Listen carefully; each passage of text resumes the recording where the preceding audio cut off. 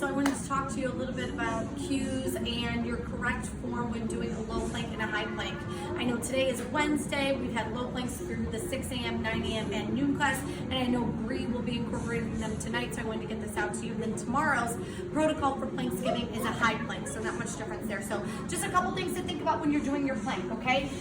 Number one, elbows have to be stacked right underneath your shoulders. If they're not, you're setting yourself up for some injuries, okay?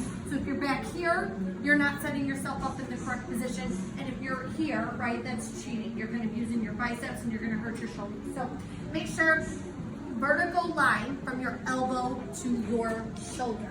Again, something else, I've talked to you about it in my class today, but we have a tendency to put our hands together and pray and, pray for that plank to get over. You don't want that. We want our hands to be in line with our elbows, okay? So either palms down or palms up. But that's the correct positioning for your shoulders. Otherwise, you're putting some weird pressure on your shoulders.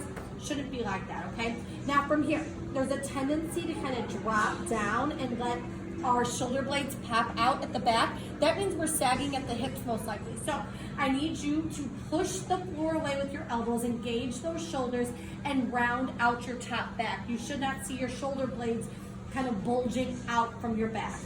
Couple other things.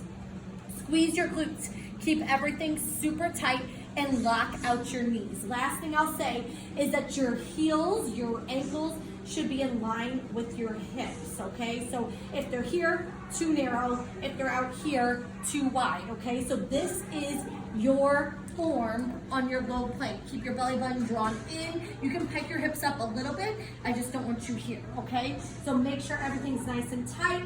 As you can see, I'm dying and it's been like 60 seconds. So you'll know when you're doing it right? If you put all those cues into effect when you're doing those planks, it should be pretty hard to hold that plank, okay?